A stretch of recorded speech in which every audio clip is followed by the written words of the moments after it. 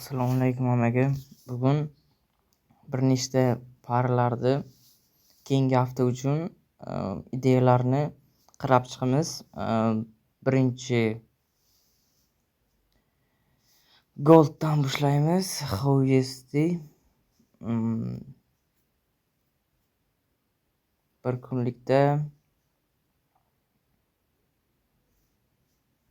hozircha o'zi katta time frame'da qarasak trend, long trend, lekin ayni shu 1-2 hafta davomida shartli trend ketmoqda. Shunga biz shortga ideya qilib ko'ramiz. Bu yerda hozirgi narx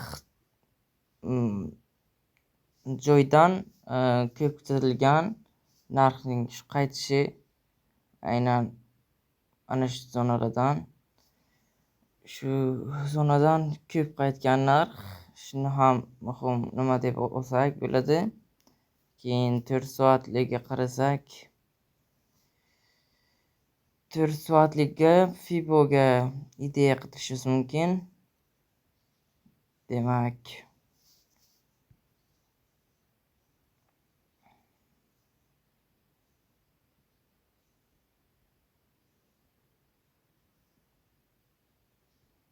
bir soatlik qilsak yanada aniqroq ko'rinadi.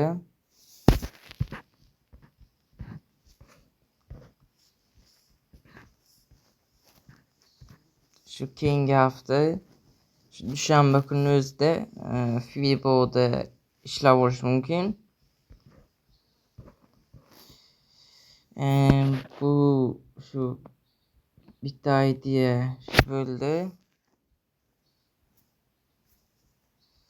Keyin buni 4 soatlikka qarasak yana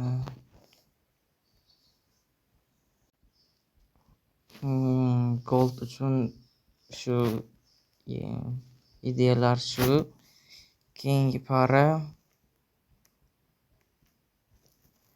Euro USDT. Unga bularni o'chirib tursak, Euro USD ga trend, long trend tepaga harakatlanyapti. Hozir bu yerda Fibodan qarasak,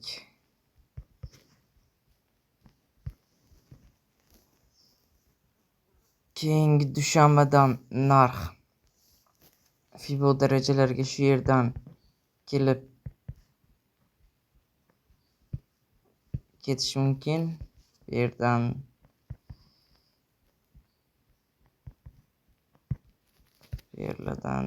shu darajalardan qaytish mumkin yoki bu yerda yana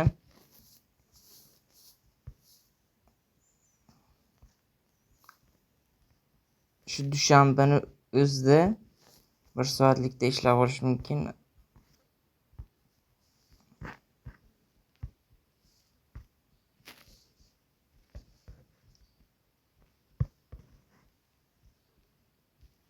Yo'q, bu ishlab bergan ekan. Shunga shu ancha qulayroq ishlashiga. Keyingi hafta bunga ideya o'zicha shu yana narx bu yerda energiya hosil qilgan. Mana shu yerni energiya deb olishimiz mumkin. Narx shu yerdan o'sishi mumkin yoki bir qaytib bu energiya bilan Fiboni birga qo'ylasak agar faqatgina 38 ga qaraymiz. Ikkalasini bir qilib ishlamoqchi bo'lsak, Fiboni o'zida ishlamoqchi bo'lsak, har birida ko'rib chiqamiz. Bu ikkalasini qo'shganda faqat 0.38 dan kelganda ishlaymiz. Bunga kattaroq ishlab olish mumkin. 1 ga 2, 1 ga 3, beri 0.05 odatdagidek 0.5 stop loss bo'ladi. 0.38 dan kiriladi. 0.38 dan o'tdimi faqat bitta zona ishlaymiz. Endi stop lossni oldi 0.5 ni 0.18 da keldimi yana 1 ga 2 ta ishlash yo'q, to 0.5 gacha oddiy Fiboday ishlab ko'rishingiz mumkin. Bunga ikkita idea bo'ldi hozircha. Bo'ladi shu bunga. Keyingisi GBP USD. Bu katta time frame'ga o'tsak biroz, bir kunlikda trend, Langoy trend bir necha haftadan beri bunga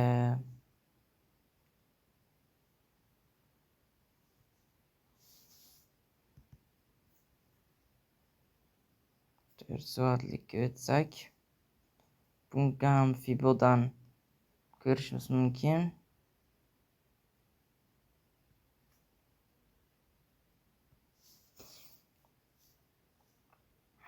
Bir soatlikka qarasak bu yera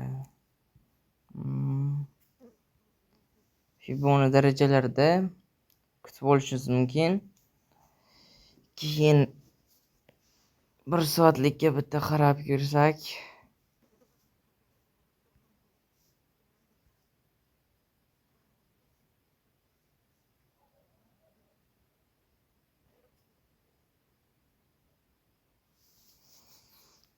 bir soatlikda ham ishlab bergan ekan. Demak, shu 4 soatlikda katta time frame'da ishlab olishimiz mumkin.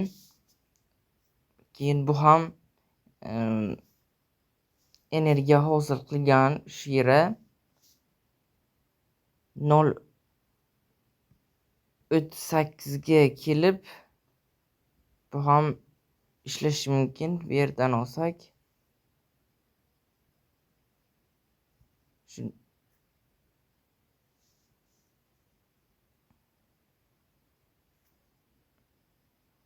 0.38 dan kelib narx kuchli o'sish qilib berishi mumkin shu zonalardan.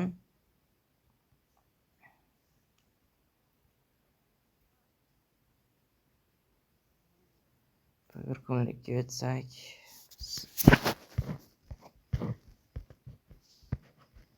mana bu yerda ham shu narsani ko'rsak bo'ladi.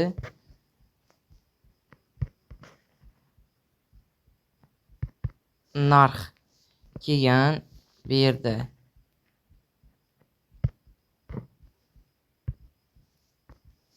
energiya yig'ilgan. Keyin 0.38 ga kelib kuchli o'sish bilan shu yerni o'zida 1 ga 4, 1 ga 5 gacha ishlashi mumkindi. Keyingi haftada ana shuni kutish mumkin. GBP USD ga, keyin USD JPY.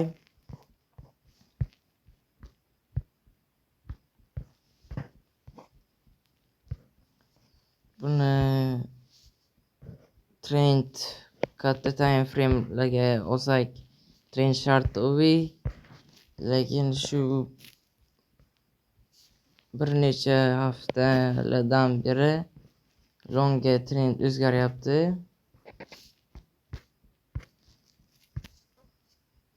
Bir soatlikka o'tsak,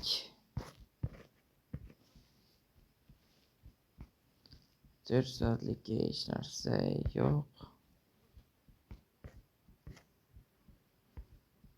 Bir soatlikka ham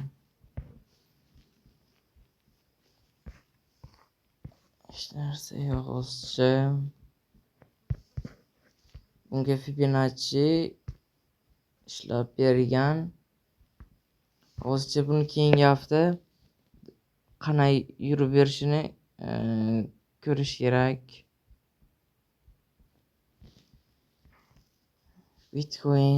Bitcoinga qarasak, Bitcoin kerak yo'q. Audi USDT.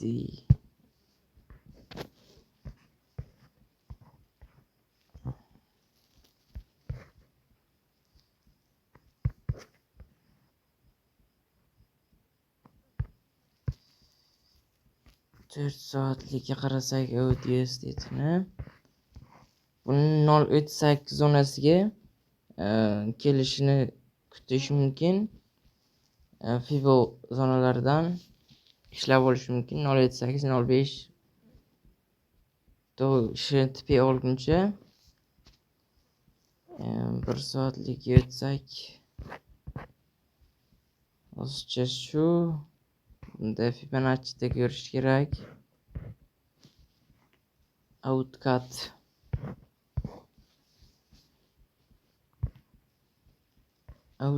ham Fibo'da ko'rish kerak buni keyingi haftada.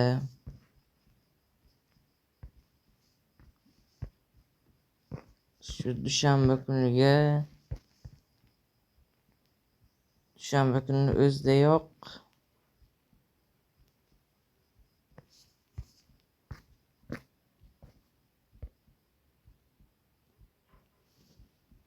Fibo'da ishlab olish mumkinmi? Ko'rish kerak. Ishlab berganmi yo'qmi? Ishlab bergan ekan berdi. Demak shu keyingi haftada Fibo darajalarga kelib qaytishini kutishimiz mumkin.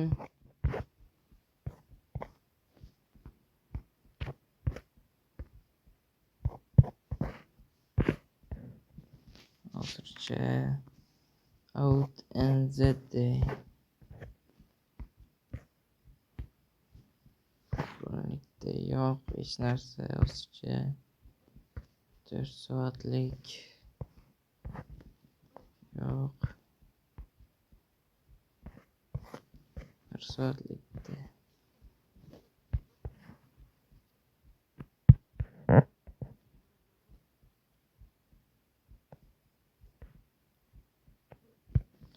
soatlikda deyarli 0.8 ga kelgan.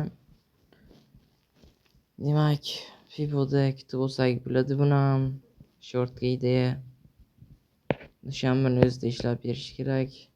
Ertalabdan. Hozircha keyingi haftaga ideyalar shuni o'zi. Hammaga kattakon rahmat. Kamchiliklar bo'lsa uzr.